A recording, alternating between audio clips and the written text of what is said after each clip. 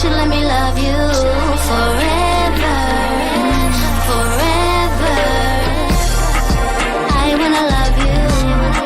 Will you let me love you forever, forever and day, day, day,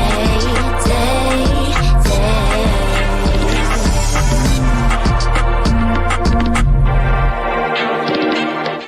Surprise! We're back again. It's been almost like a whole week of the Melanated Way, TMW Online. I'm Linda. That is Abby. We are catching up. I know a lot of you have been like messaging, saying, are we still covering Before the 90 Days? Yes, we are. We are a bit behind, but we're going to do everything in our power to catch up. So today we're covering Season 8, Episode 5, Nearest Exit May Be Behind You. Just covering single life all week. Abby, it was just so, there's so many problematic characters on B90, like so many. Yeah, and they're just making really ridiculous decisions. But you know what? These are the people we actually live with. People think sometimes the reality TV is just made up. No, there are real people out here in the world making these kind of decisions. 100%. 100%. And, not to be like focused, but Americans, some of you are making some crazy decisions. Like, they're just crazy. And I'm trying to figure out why. That's it. All right, let's jump right in because there's a lot to cover. First up is Sheena and Forrest. They're shopping. And it's just the two of them. He loves being with Sheena daily. It's been 7 years. And so he's really loving the one-on-one interaction, the day-to-day stuff, the meals together, the kissing, the holding hands, the whole shebang. And given what he was told by Sheena before he got there, which is really actually true with a lot of considered third world countries, is clothing is quite cheap. In our standards, in the Western standards. So he packed light because he thought he was going to shop when he got there, but they didn't take into account that he's 6'2". And I don't know how big he is, but he's 6'2", and he's a fuller guy. So 2X is too small on him. He even tried 5X and he was like, oh, it feels tight. And so one of the things, 5X in Philippine sizes is not the same as 5X in American sizes. I just want to let you all know that. Like, it's just not. So him saying it was too small, he couldn't fit it. He was regretting his packing choices. Yeah. But Sheena seems so thorough. It's actually funny to me that not funny, but it's interesting to me that she didn't realize this was going to be an issue, because whenever I've gone to, I've only been to 2 Asian countries as an adult, Indonesia and Vietnam. One of the things they tell you in your travel guide is the stores are not typically made to fit Americans. Mm-hmm. You can get clothes made in both of those places, but generally, just shopping in a regular store, you're not going to find it. You have to go to the Fat Fatty McFat store. Literally, their plus size stores have names like that. Big, tall, large, huge people store. That is the name you'll see outside of them. Oh, yeah.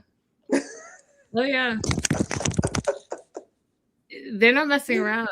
In Korea, they have like a fat farm, basically, and you have to work out 4 hours a day, every day for a month to get your weight to the proper weight. So they don't mess around. You're like, oh, if you have to go to that place, who's paying your bills?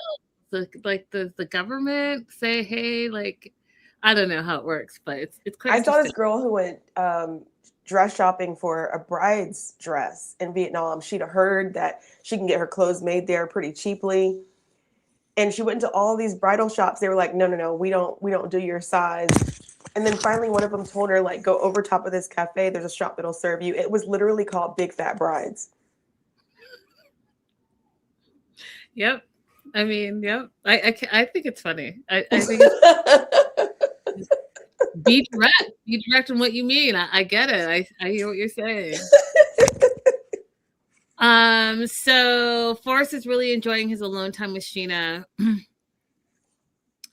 But he's having this conversation about, quote, the unquote money that she gives to her parents. And this is already, I'm like 5 minutes in and I'm already getting irritated because it's not the money, it's her money. It's Right. her. What are we talking about right now? And he wants her to cut her family off. And I was just like, for what? And she's like explaining to him that it's culture, it's respect, it's her parents. She's the eldest child.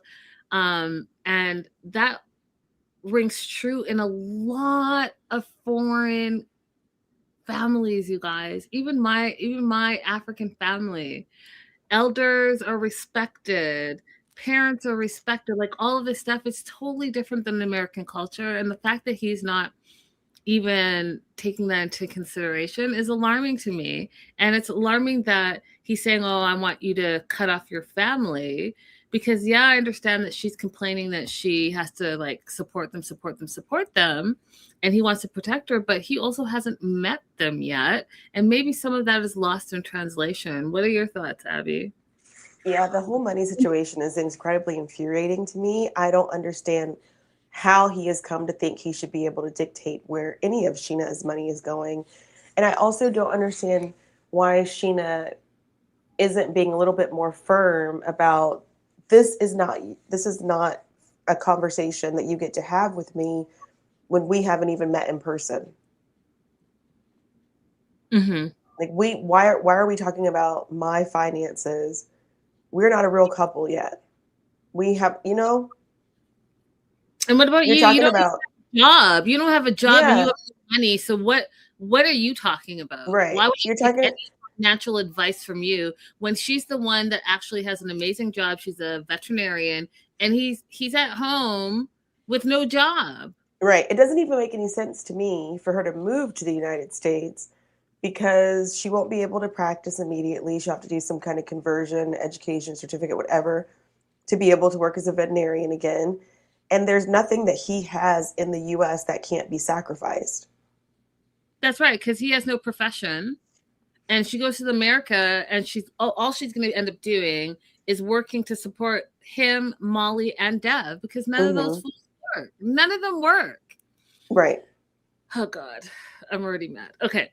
So he then also says that it's the first time he's hearing that he needs her parents' approval in order to get married. And he is upset about it. He's like, I don't feel like I should have to get anyone's approval. I'm a grown person and I don't need to do this. And I was like, OMG, I hate this. I hate the fact that, again, where's the respect for the culture? That's the woman that you supposedly love and want to marry.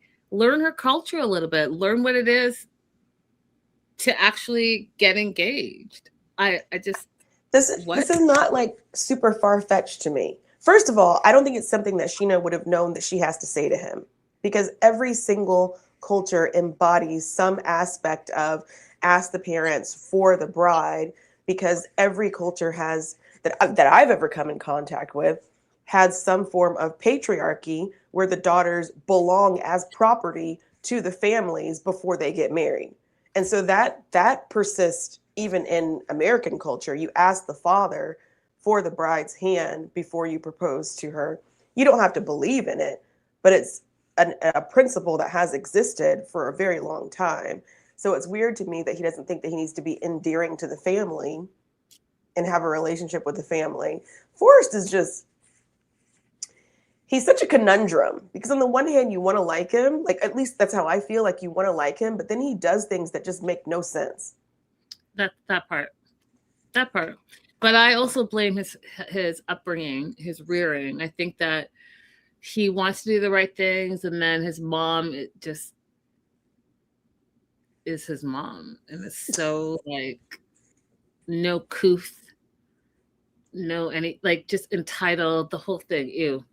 The other thing I really do enjoy about Sheena is the fact that she continues to educate about where she lives. So they go to Intramorsos, which is a Spanish base, and she's telling them all about it and the area. They tour the area.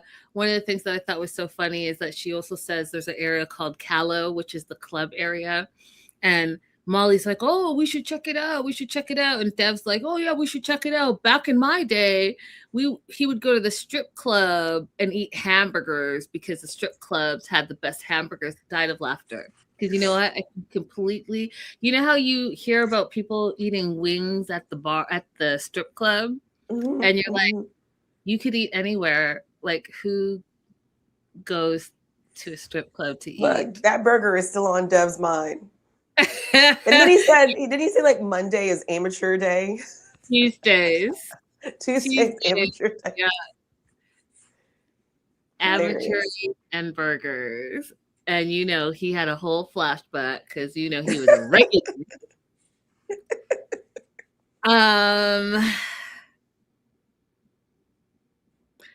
My note just says Molly is problematic. The Vietnamese hat, she wants to buy it. She buys it. She puts it on. And they all sit down. And Forrest tries to explain to his mom that he wants to go and meet Sheena's family by himself with Sheena, which I also think is a great idea, you guys. Go as a couple and meet the family and then bring the rest of the family together. I don't see what the problem is, but Molly freaks out. She wants to make sure she talks to Sheena's family because it can all be a scam. And she wants to make sure she's there so no one is scamming her son. And then when Sheena talks about like being the oldest daughter and the tradition of it all, Molly thinks that that's just complete manipulation by her family. Again, the ignorance of it all and the audacity of it all and the American of it all just is wild to me. Do a little research, you'll see that that's the culture and not just her family specifically. What exactly is the scam? That's my next thing. That was my note. You took it right out of my mouth. What is the scam? Because I'm confused. I don't get it. I do not get it. What do you think that his family could get from Forrest that they don't already have? Forrest has nothing to offer.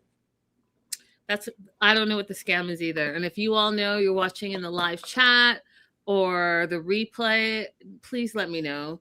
Let Abby know. I don't know what it is. I'm confused. What scam? Exactly. He's got no money. He's got no job. Doesn't speak the language. Doesn't know the culture. What could she possibly get out of him? They would just be taking on, if he chose to stay in the Philippines, they would just be taking on another ward. Another ward, yep. Facts. Forrest tries to stand up to his mom, but it's hard for him. He calls her a hardcore person. He wants her to treat him like an adult and not as a child. He holds on to Sheena's hand, and basically says, you know, I want to go on my own. So I can't trust you to act correct because you have a bad temper and I don't trust you to act right. So I want to go first, meet the family, make a good impression before you come storming in all willy-nilly. And I appreciated the fact that he tried that. And I didn't like the fact that she got all in her feelings and she's making it seem like Forrest has to choose between her and his loyalty to her and his new girlfriend, Sheena. I don't like it at all. Because there are some moms specifically who are very attached to their sons, almost to the point where they feel like that's the man of the house and the man in their life. And when a woman comes and gets involved with their son, they literally get jealous of that relationship. And they get just weird.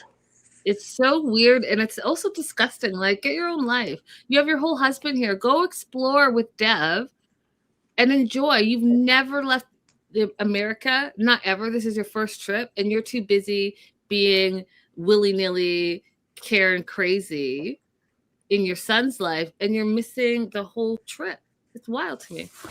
Right. Is the disability check that like is it that high? Because that's the only possession that he has. Is it that high? You want to be able to keep control of that check? Let me see. What's the average? Let me see. Average SSI payment 2025. How much could Forrest possibly be getting? The average Social Security income is $967 per month for individuals or $1,450 for couples. So let's say he's getting the average $967 per month. That's what you're worried about, Molly?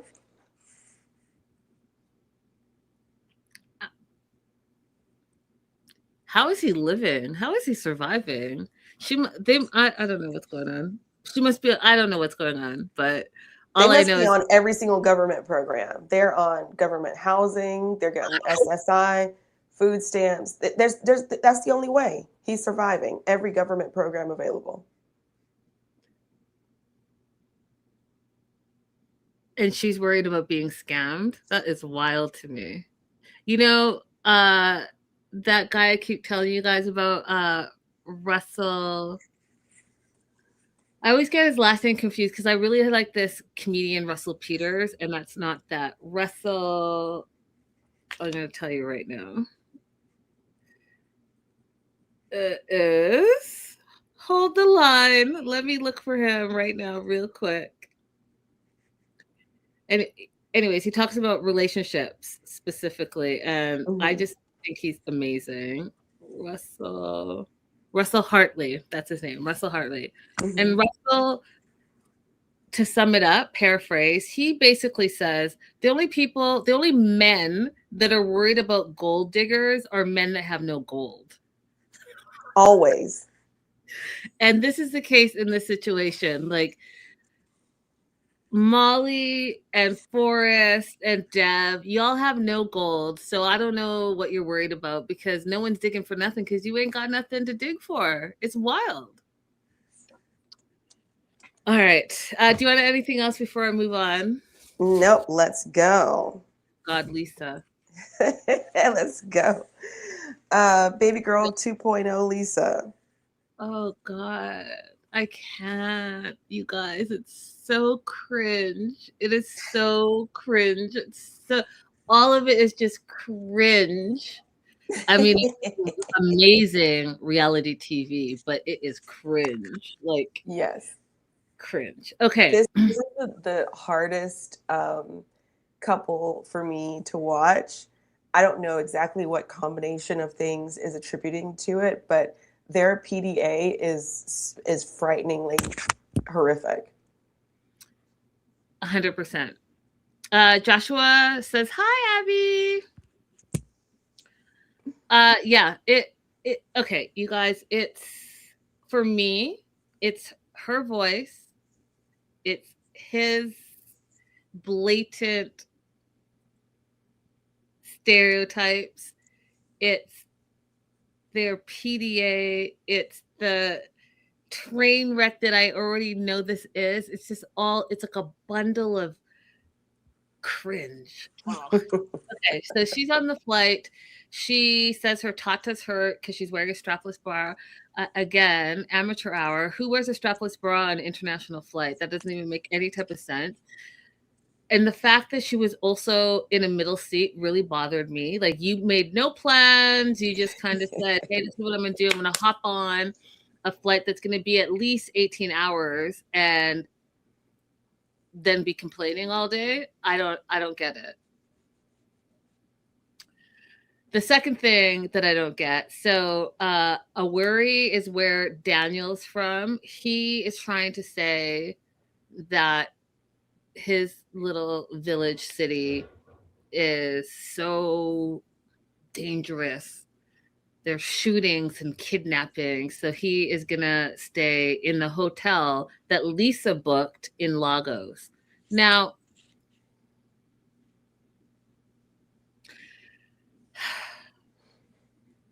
every city has an area that is not safe. Okay. And what drives me crazy as an African myself is the stereotypes that are perpetuated about Africa. I was in LA and I had someone coming to visit me. I'm not going to take them to Skid Row, downtown LA, because, you know, it's probably not going to be the safest. That's in every city. Washington, D.C. Absolutely. You're not going to take them to every single area. And that's what it is. But, you know, some of y'all hold on to the stereotypes about what you've heard, and you all haven't even traveled. You've never even left your friggin' city. So I just want you to be really open to the fact that, oh, that was weird. Open to the fact that sometimes it's just a stereotype, and do your own research and see for yourself. So anyways, they're staying in Lagos at the hotel that he did not pay for. He's nervous because he has these big plans for Lisa when she arrives. Lisa is landing, and again, I said the middle seat. My note says, Abby, the middle seat all the way to Nigeria. No, thank you. Why does she look like she's been sweating buckets just on the plane? Just on the plane. Like, is that all nerves? Goodness. She said she had, you know, some anxiety, but goodness. It, you know, it looked like she didn't even bathe the day before and she just hopped on the plane. I said that. I was like, she didn't do any pre-plane maintenance, which I guess makes sense if we're dealing with someone who has never traveled before. She didn't know. Or she just doesn't do that on a regular basis. She is nervous because she needs to tell Daniel that she's been a lesbian for the last 21 years, and she doesn't know how he's going to take that. You might have wanted to think about that before you jumped on a plane halfway across the world, but what do I know? What do we know? The funny, crazy part is she then says that she will tell him about her past before she gets engaged, which you all know. It's not true. Daniel arrives at the airport. He's desperate and eager to see Lisa. He loves his heart. He loves his love. And he cannot wait to see the love of his love. Those are his words. If it doesn't make sense to you, great, because it didn't make sense. But who am I? Because I am the worst with sayings. So Lisa feels self-conscious. She goes to the bathroom, just like how we've seen Darcy in the past, how we see everyone that comes from America, they quickly go to the bathroom and try to freshen up. She was the most that I've seen ever. She gets her little wet wipes out. She's, you know, cleaning her underarms, and she's cleaning down things. Like, she had she didn't go to a stall. She was just right there in the open. She put her hand up her skirt and that was that. She was going for it. She had a mirror. You saw she took her mirror out and set it up? Mirror out. She said she had Tata sweat. She didn't sleep on the plane. The whole thing. Like, just, you could just tell she was like a big bucket of, you know, nervous. Slop.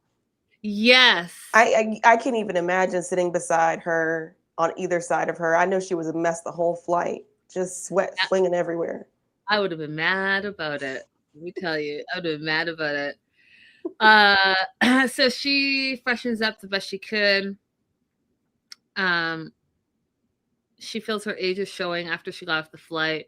She says normally when she sees Daniel, she has like the perfect lighting. She's had enough sleep and makeup and the whole thing. But You know, that is not sustainable, you guys. Those of you that are on these long distance, online, whatever you want to call it, because I just don't think an online relationship is a real relationship. That's just my personal opinion. But if you're talking to someone online, just be yourself because they're going to eventually see you in person. So, like, have we not learned from Rebecca and Ziad?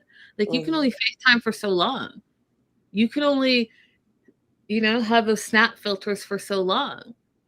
Your person, if you truly intend to meet that person, they're going to see what you look like. Right. So that all being said, Lisa's afraid that Daniel's going to reject her, which we are about to find out is absolutely not the case. She gets out of the bathroom. He runs to her with flowers.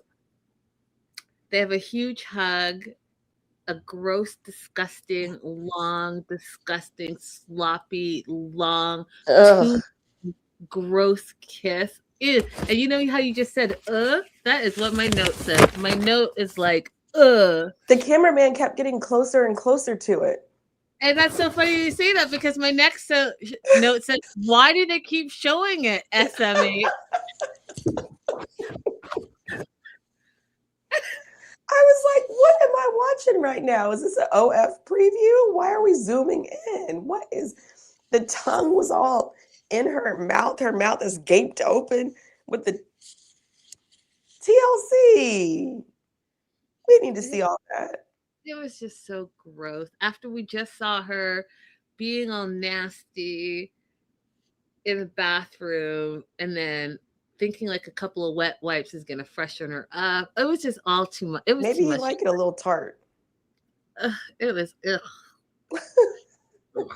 anyways, who are we though? Who is Abby and who am I? Because Daniel loved it. He thinks she's beautiful, irresistible, and a beautiful angel. Right. And let me tell you something. I am gonna call BS on that. What he thinks is beautiful, he thinks it's beautiful that he's found this quote unquote white woman that his mother would have wanted him to marry, who's gonna be low maintenance because she's older. He's already like latched on to some of her insecurities, and he is loving the beautiful green card that he sees that's going to bring him to America. That's what he's thinking is beautiful and quote irresistible. Yeah, it's irresistible to him, all right. Yeah, I'm gonna have to agree. I would normally be like, no, I don't think it's about a green card. Everything's not about a green card, blah, blah, blah, blah, blah. But there's just so many things happening with this guy that I'm like, it cannot be. It cannot be that he is attracted to her in the slightest. Abby, it's not even like a part of what's going on. No, but do you remember episode 2? He literally said it's about the green card. Michelle said he said, oh yeah, I like her because she supports me. Like he flat out said it. He flat out said his dream is to go to America and get the green card. Yeah, that's exactly but you know what though? As I was watching it, I'm like, so I really don't think he's attracted to her. I really don't think that he's into her. Like normally I think there's some kind of percentage like mix, like 20% they're into it, 80% green card. Like I think there's some kind of pie around it. I really don't think he's into her. But he's going to be able to maintain the performance of being interested in her and have intimacy with her. Like, look how far, like, you can extend yourself physically for a particular result. You see what I'm saying? Like, because I wouldn't be able to do that. Listen, I'd have to have like a 40 or 50% interest. Could you force yourself physically to do this? Me? Yes. Me? Abby? I know you could. Michelle, Pieces, Joshua, could you live chat, replay? Could you force yourself physically to do this? Or do you need, 10%, 20%, 30%? Do you need some percentage of interest? Or do you think you could ever be in a situation where you're so desperate that you could really force yourself to be physically into someone who is so unappealing? I mean, you guys answer that question. I shared a story with you guys yesterday that was years ago. That hasn't changed. I am still the same person. I absolutely not. Absolutely not. Michelle says no way. Pieces says no. There's no ew. You guys know how grossed out I get about a lot of things. There is no. Let us know though, because some people can do it, which is what I was going to say to you, Abby. Some people can have 0.0 interest, and you know they'll move and live with someone with zero interest because their end goal. What are the homosexuals? They want to just a place to stay.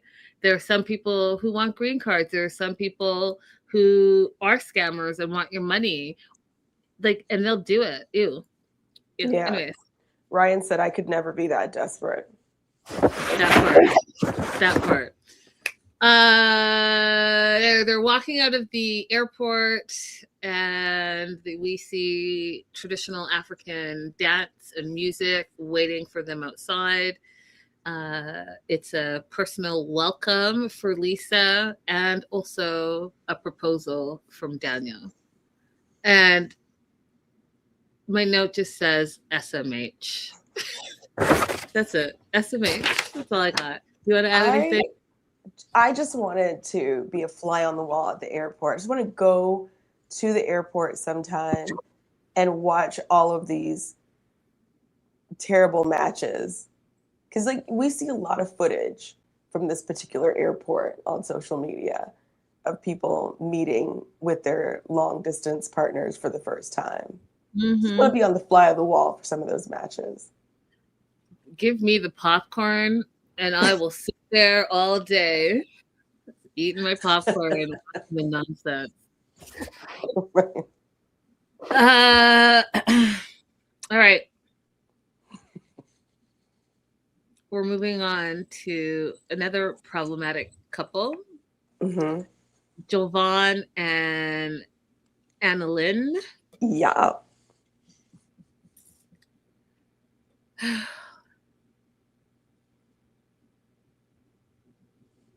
Yes, Ryan, we are behind. At the top of the show, we talked about we're still catching up, but I can only imagine that it gets worse.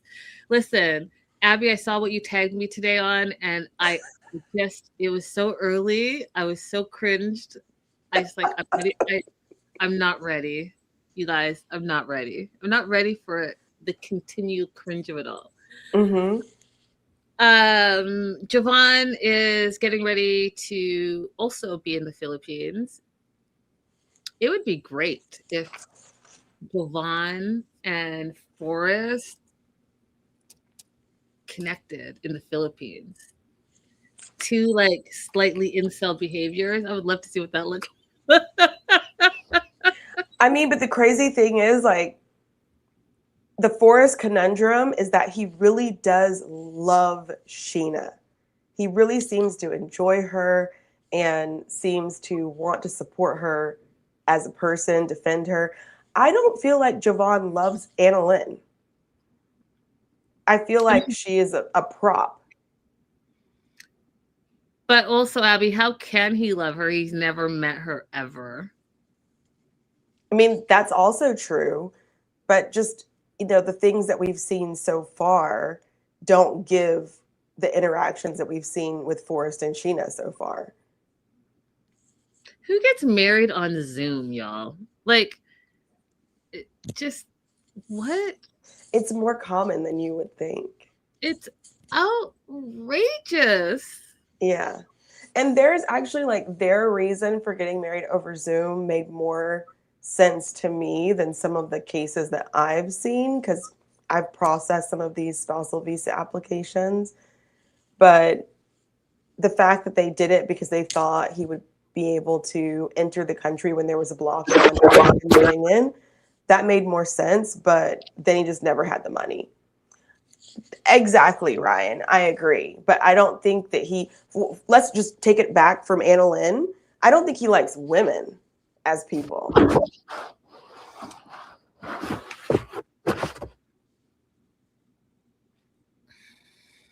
But anyway, so let's get into Jovan. Sorry, I cut you off. Oh no, I was thinking, am I going to do my own TED talk right now? And I felt myself literally pull it all back in. So Javon's en route to the airport. We meet his brother Nick and Lauren, I don't know. His brothers. They drive him to the airport where he is going to meet Annalyn in the Philippines for the first time. He literally says, as he is walking through the airport, that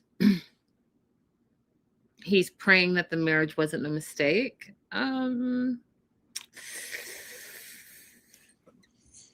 Really? Is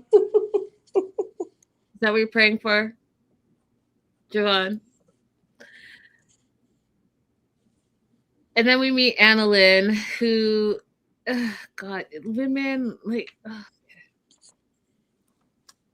do what you want. You're a woman. You can do what you want, make your own choices. But I want to tell you, like, I'm about to judge this situation because I just think it's outrageous. So she went to university. She got a degree in mass communication, was doing well, was exploring, that higher education and employment and all of that. And she stopped working full time because of her online marriage and the time difference it took for her to be in front of her phone when she would be talking to her online husband, Javon. Or, excuse me? So you want to tell me that you spent however many years you spent to get knowledge and get a higher education, and then you haven't met this person in real life, but you decide to quit your job so that you can FaceTime with this fool? You quit your job, and then now we already know that Javon is like a little bit misogynistic and not even traditional in his thoughts, just really lack of respect for women. Like, women should be submissive. Women should just love him and support him and make him feel good about himself because he doesn't feel good about himself. Anyways, all that being said, you quit your job so that now he sends you between $400 and $500 a month, and you are now under that financial hold over your life. If he decides one month that he's not going to send you the money, then what are you going to do? What?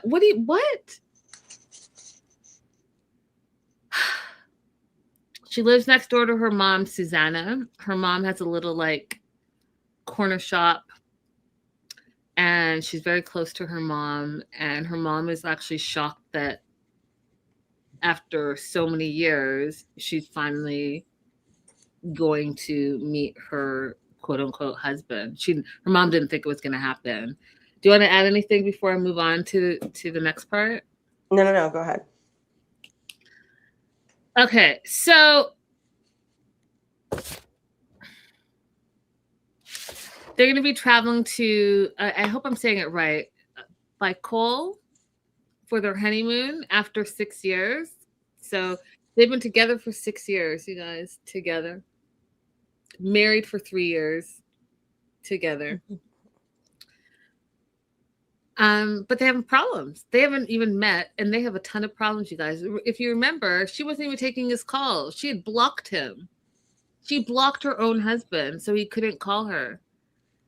But problems you haven't even met. Problem number one, he has feelings for another woman, has been talking to another woman, and that has made Annalyn unhappy.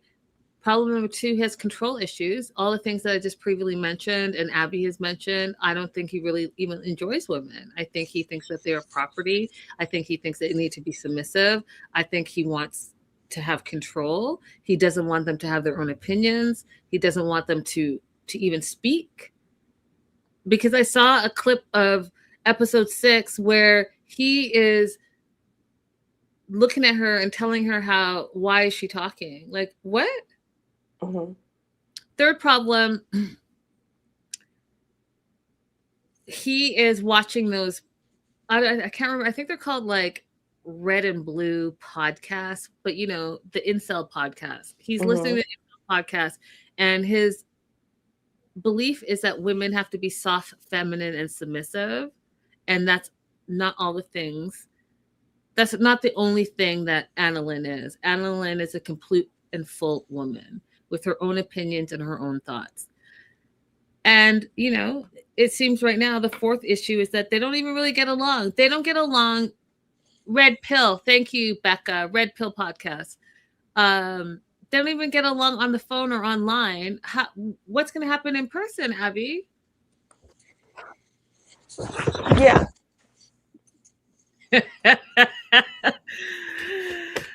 Oh, Ryan, absolutely couldn't have said it better. She said, ladies, never give up your autonomy for a dusty like Javon.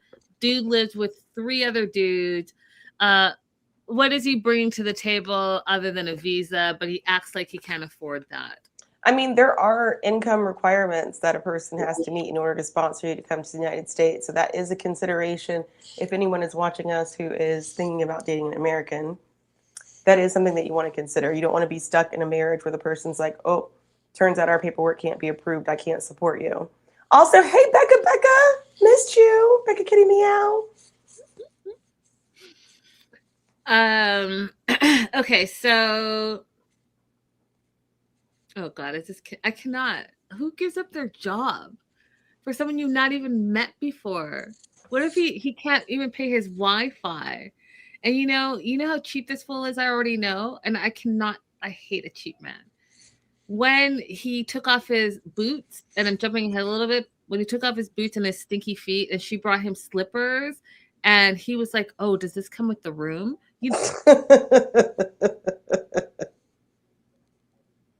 Just no, absolutely not. Okay, so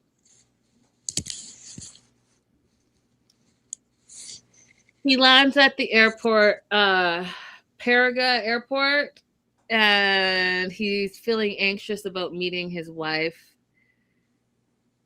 Gets to the airport. They have their meet cute. She runs to him. They hug. Gives her a forehead kiss. Calls her a peach on a windowsill because she has a pink dress on. Don't know what that even means. Is that a South saying? Peach on a windowsill? I've never heard that. Okay, I don't know. But I mean, you know, he's from Alabama. I'm not from Alabama, so maybe it is there. If anyone knows if it's a real saying, let me know and what it means, because what? He says she's everything he's ever hoped for and more. She thinks he's fluffy and handsome and perfect. Only thing she wants is more kisses from him.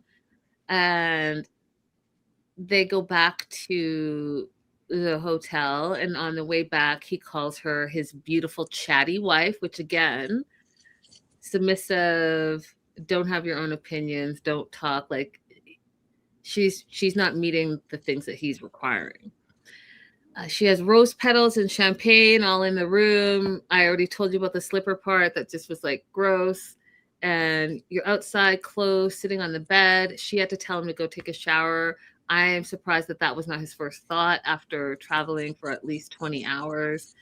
And then we find out that Annalyn hasn't had sex in about a decade. And she's worried, like, will she satisfy him? Does she still know all the positions? Which I thought was, like, super adorable of her. And, you know, I don't know. My gut is like, should she have broken her chastity for this low vibration, low achiever? I don't know. What are your thoughts? I feel like I don't think so, but I feel like it's one of those things where she probably feels like she's invested so much in it that she has to go through with it. Yeah, and that's the thing, you guys. Who cares how much time you've invested? If you're unhappy or if your gut is telling you something, listen to it. It is not worth it. It is not. Right. So, Ryan, I did see your question. Would Forrest meet the income requirements to bring Sheena to the United States? So, The lowest income requirement right now is $15,960 for one person. So if his average and like the average SSI income is 967. So if we say he makes the average, that's 11,604 per year, which would put him below the poverty line. He would need a joint sponsor in order to sponsor Sheena. But that's just the average SSI income. Maybe his is more than that.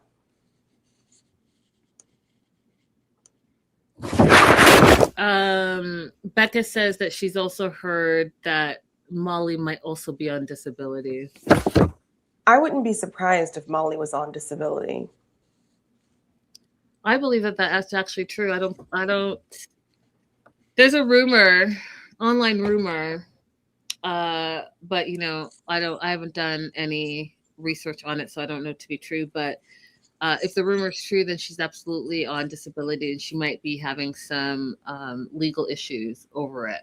But again, I mean, they come off to me as the kind of family that's on all kinds of social services. And she comes off to me as a person who would marry a Native American person just to get more social services. So that's just my read on that whole situation. Yeah. So, I mean, I wouldn't be surprised. Is what I'm saying. Do you have anything else you want to add, Abby? I mean, just, you know, Ryan earlier said, don't give up all of these, you know, things for a dusty man. But her mom also expressed concern that she's not been hanging out with her friends because she's just sitting around waiting for him as well. So, like, absolutely don't give up your life in that way, because then it'll be harder for you to step away from a bad relationship because you won't even know what there is to go back to. You've altered your routine so much. Don't alter your routine so much that it's difficult for you to get rid of that man and get back to yourself. Yep. Agreed. Oh God, there's just so much, you guys. It's all so problematic all over the place. Birkin and Nora. Not a Birkin bag, just a Birkin. Bag, just a Birkin, big young guy. But he did surprise me in this episode, you guys. So Laura's frustrated that she went to bed alone. And so she, in the middle of the night, went to the living room.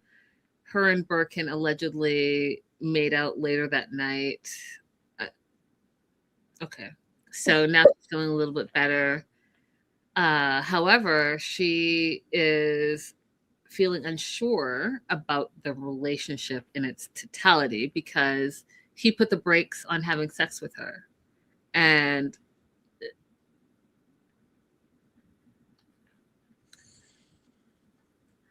I personally do not know a man that will turn down sex. I just don't know. I just don't know. I'm sure they exist. I just don't know of any. So I really don't know what's going on here. I said that the best way I could. Okay, so it's the second day, and she made plans to go see a plastic surgeon for skin removal surgery. And she asked Birkin to come with her as her support system, someone that can support her through this whole process. She's again worried, you know, is he attracted to her? Does he want to be with her? And I hate that for her, because one of the things that as women, right, the society's beauty standards and what you're supposed to look like, and especially present day, you know, we are in the midst of award season, and it's alarming to me how I think it was in the 80s where that really extra rail thin culture was like what society thought was beautiful. It's alarming to me that it's like a cyclical, because it's back and you're starting to see rail thin, not even like just skinny, like rail thin celebrities where it's just skin and bone. So it's like kind of come back, and I just worry for women because we're constantly being bombarded by what society says beauty is. And I just want to remind us all, myself included, that beauty comes in all shapes and sizes, all skin colors, all heights. And as long as you're comfortable in your own skin, then that's what's important. Right. You don't have to shape yourself to be any type of way if you're comfortable in your own skin. And I encourage you to love on yourself. Now, I'm not opposed to people that want to get a nip and a tuck and a this and a that and a shot and a what else? All the things. If that's going to make you feel better about yourself, then I'm not opposed to that. What I'm opposed to is you then starting to change what you think is beautiful about yourself because society's saying, oh no, this is the new standard. When Mhm. next year it's going to be something totally different. That being said, I am completely impressed by Laura, who has lost 140 pounds over a year or so. And I don't think she's giving herself enough credit, because that is an amazing thing to achieve. So she's lost 140 pounds. She has loose skin that she wants to remove. Her specific area that she feels most insecure about is her stomach area. And so she's talking to Dr. Omer about what a treatment plan would look like. So come on, let's go ahead and take some pictures.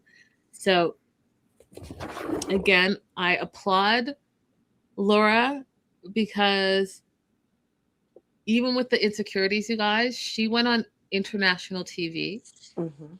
and allowed herself to be vulnerable, allowed herself to be a real woman with real vulnerabilities, and allowed production to film that. And so, Laura, I would say that you are more secure than you think. Oh yeah. You are more secure than you think, and that inner strength you have, I applaud it. That could not have been easy. Right. So the doctor takes these photos that you are seeing on your screen, and he then meets her back in the office with Birkin still being in the office, and he pops it on the big screen. Meanwhile, Birkin has been playing with implants while he was waiting. So they show the pictures. The doctor explains that it's a horizontal problem. I'm not exactly sure what that means, but I inferred it meant like the fold over parts. You know, sometimes when you sit down, you get a little pooch sometimes. That fold over part was the horizontal. That's what I'm assuming, but I could be wrong. And they would have to come in vertically, and the doctor's recommending a tummy tuck. Meanwhile, Laura's looking over at Birkin, regretting that she asked him to come with her because she doesn't think that this whole thing is romantic or sexy. She thinks, in fact, it's awful.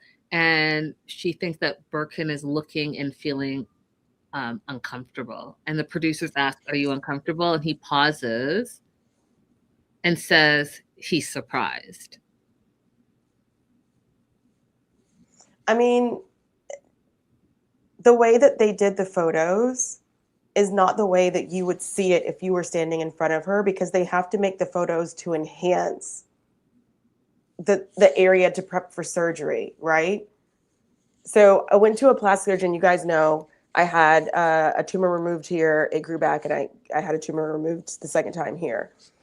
When they took the photos to decide like what kind of treatment plan they would go for, they were the worst photos I have ever seen of myself, because the whole purpose was to magnify this area. That's not the way that I would normally look at myself in the mirror, or that you would look at me. So those photos are meant to magnify, and they're not going to make you feel good about yourself. Well, no, because he's trying to get his $7,175, $7,175, right? I mean, plastic surgeons are in the business to make money. It's not like the ER doctor who is there to save lives. They're there to make money and to make yourself be a specific aesthetic.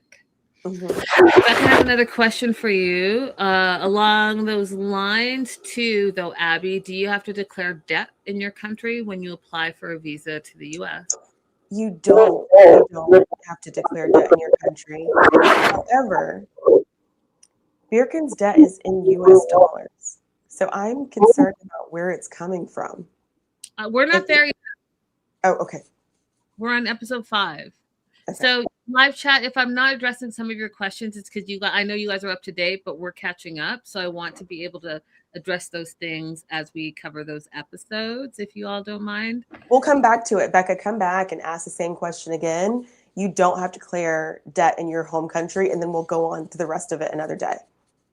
Awesome. And then she also says that she hopes that Laura is proud of herself for being so brave. She thought it was so lovely to normalize a different body shape that is not what is promoted again. And I absolutely agree. I think we're all on the same page. I think it was very brave of her, and I think that she should be very proud of herself. There's one thing I want to say about Laura in this moment is I think that she might want to consider having some mental health services along with her weight loss, because some of the things that she was saying reflect that no matter how much weight she loses, she's going to have some difficulty with self-esteem. And that might be something that's good for anybody who's going under any major, weight loss, that there's going to be some residual feelings there of having lower self-esteem. Absolutely.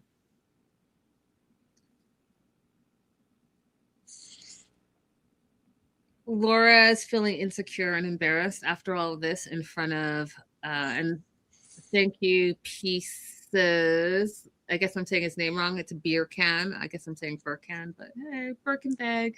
Beer can. She feels embarrassed in front of him because of, having to be so extremely vulnerable on day 2 of meeting this guy that you think that you want to have a future with. So they sit down and he asks her, what were your thoughts about all of this and about the surgery? And she's like, I've wanted to do it for a long time. And he basically says, if you feel more confident when you do it, just do it. I think that that's brave of you. You have nothing to be ashamed about or embarrassed about. You have done so much to change your life. You are you have the power to change your life. You've lost weight. Enjoy your life. You're gorgeous, and I will always be on your side, okay? I was shocked. I was shocked. He related it to himself, talking about his teeth. I mean, this was a really good, points for Birkin on that. Shocked. I didn't know he had it in him. Shocked. Did I tell you I was shocked? Very supportive. Even walking away, they were all hugged up, arm in arm. I'm considering he was ignoring her on the train the other episode and, stayed on the couch last night. Okay. Yeah. Full of surprises. You are full of surprises, Beer Can. Can't wait. Can't wait to catch up, because I also know that I saw a little preview and you were talking about your debt and it sounds like it's terrible. And when she said how much and it cut, I was like, oh God, it has to be a lot. No, thank you. Oh goodness. And these two fools, just no. Just, you know what? Be 27 and go and live your life and enjoy it. Travel the world, hook up with people, and then You know, when you hit 30, settle down and call it a day. I don't know. I just whatever's going on here is all unnecessary. Okay. Do you want to add anything? Nope, that's it for Laura. Emma and Ziad.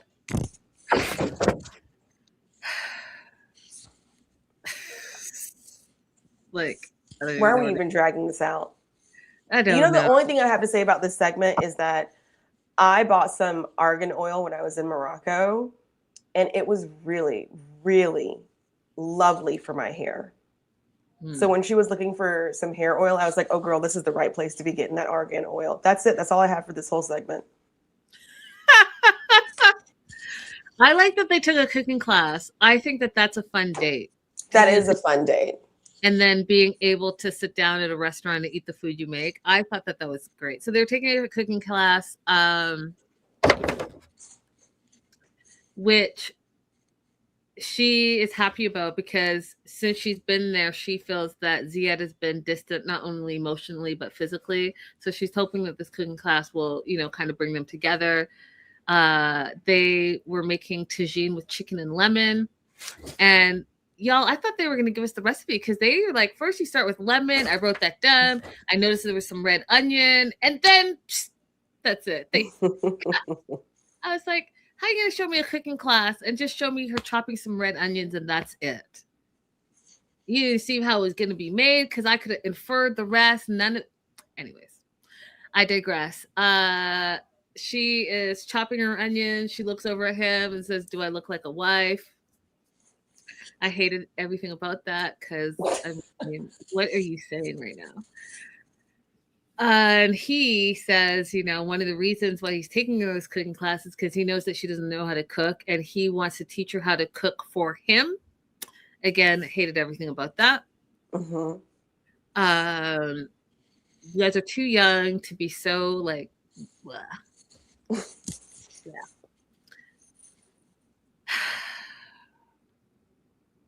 Okay. So then the tagine is his favorite food. So tagine with meat is Ziad's favorite food. And then she tests him about her favorite food. He remembers that it's sushi. So she's like all gaga because he actually remembers something about her, which I just think is so sad. She wants to meet his family. And he makes every single excuse in the book to not allow that to happen. His dad is traveling. It's not easy. They are very busy. They have very busy schedules. She's also upset that she's not seeing his apartment. But then I'm like, well, then why did you pay for a hotel? Like, if seeing his apartment, which I absolutely think you guys should do, women, okay? Listen, y'all, before you decide to get intimate, before you decide to get serious, I'm adding a new requirement about my 5 things. Let me write this down. Before you get intimate, you need to go and see where he lives. You need to go to his place and see how he's living. Because the new thing, y'all, is these fools will say they have a roommate when the roommate is actually their wives. And that's why you haven't put in place. A lot of these fools have stuff going on at the house. That's why you're never at the house. So if he's always like, oh, no worries, I'll come get you. I'll come to your place. I'll stay at your place. And you haven't been to his place yet. Don't do it. Don't be intimate until you've gone and see how he's living. All right. That being said, she wants to meet his family. She wants to see his apartment. She feels like he's lying. And he is.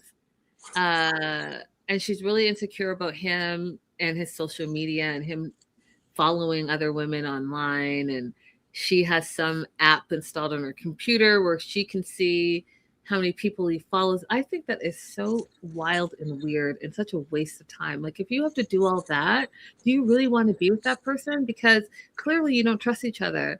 And what base of a relationship if there's no trust?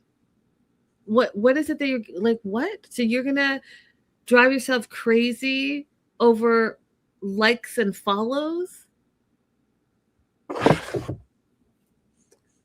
And she she confronts him. She says, "Do you talk to girls on social media?" And he says, "No, just like the people I know." And she's like, "Well, every day you follow new girls." And women out there, I'm just curious how you feel about that. If your partner follows new girls online, do you think that's problematic? What do you think, Abby? 100%.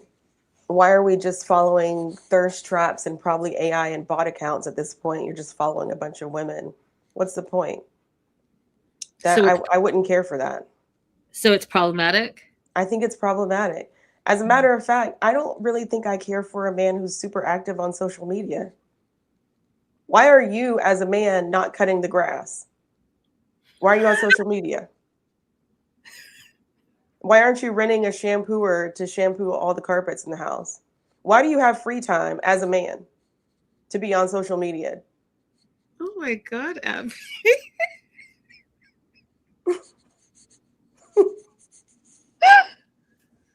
I'm just like, as a man, what are you doing recording a video to put it on social media? What are you doing? What are you talking about?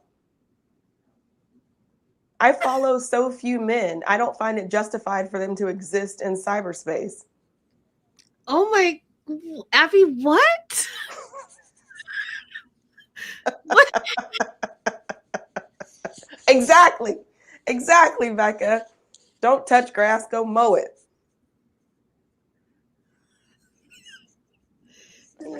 I'm sorry, you guys. I was not ready for the answer. I know. And how many men can I think of right now who I feel like are justified having a social media presence? Abby, what? Kev on stage. That's all I got for you. That's all I could think of off the top of my head. I watched some of his videos. Oh, you know who I do watch? You know who I do watch? Do you know that one African guy who will be like, "How do you dance to unemployment? I've become recently unemployed." Oh, he's hilarious. You know that guy? That guy is hilarious. Okay, he's justified being on social media. Okay, but he still needs to go mow the grass when he gets done with that video. I'm gonna need a minute. I'm shocked. I don't even know what to say. I don't even know what to say. So I'm gonna just leave that alone, and perhaps we can circle back to this. Yeah, I am shocked. Okay, so have you just okay? So,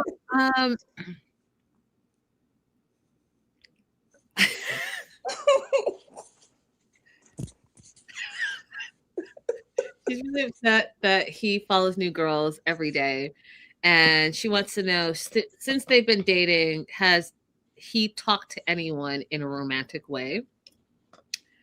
He says no, he has not talked to any other women since they've been dating in a romantic way. No, he hasn't cheated on her. No, he hasn't lied to her. And no, he has no secrets. And I just feel like none of those things are true. I don't believe all four things. I think yes, he's talked to other women because he wouldn't be following all these new women if he was not at least talking to some of them. I do think he's cheated. I actually think there's someone else, and she just doesn't know about it. He's lying to her right now. He's lying about his dad traveling, his apartment, all the things, and I think he has secrets that he hasn't told her. Mm-hmm. And he asked her if she has any secrets. She too is also a liar and said no, because here was a perfect opportunity for you to tell him about your other Moroccan fiance. I don't understand why you just didn't tell him. She's like, oh, because he asked, it's not a good time to tell him. What? He then says, well, when we first started talking, why did you disappear? And then she said that she was going through a breakup. And then he's like, oh, so when we first started talking, you were in a relationship? And then she's like, well, I like to look at it, I was going through a breakup. And I said, these two 27-year-olds that are just gaslighting each other to each other's face, it's very hard to watch. Absolutely. Ziad's been lying since the time that she touched down, and all the things he said about, oh, we'll be able to touch each other, we'll be able to sleep together. will be able to, you can wear whatever you want. I didn't realize at the time that he got there. And she's been lying too with that hairline.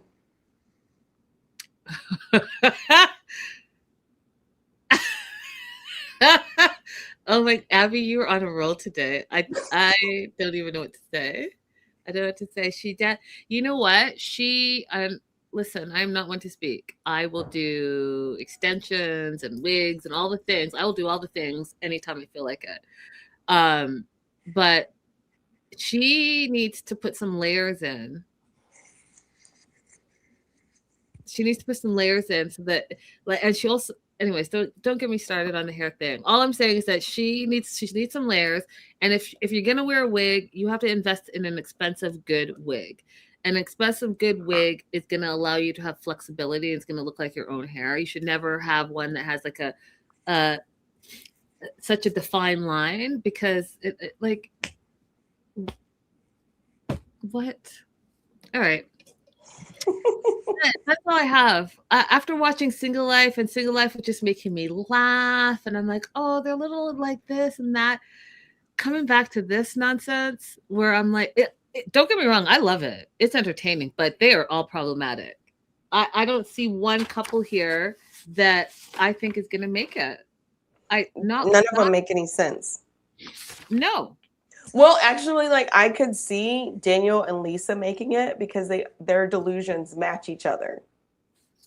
So I'm not saying they could make it because they're a good couple or that they should be together, but I think that he is willing to work hard enough for that green card, and she's willing to believe that he wants her enough for that to continue working out. Listen, I will say this. Daniel. Okay, let me preface it with this. I think Angela is a terrible, disgusting individual. Period. Full stop. However, I feel like Daniel has taken a page out of Michael's book and is going the long haul. Like, he's gonna put up with whatever, however, he's gonna sweet talk and all the things by any means necessary to get himself to America. And I guarantee you, if they do make it that far, exactly what happened with Michael and Angela is gonna happen with Daniel and what's her face? Lisa. That's what's going to happen. He's going to get here. They're going to get married. He's going to stay the length that he needs to stay, and then he's going to leave her. And he will be hightailing out of there. Like, she won't even know where he is. That's it. That's if they make it that far. We'll see. We shall see. All right, you guys, that's it. Don't forget to like and subscribe to Abby's channel and my channel. Hop on over to our social medias. Thank you guys so much for being here. And we will see you very, very soon as we catch up on all things before the 90 days. Bye for now. Bye-bye. TTFN.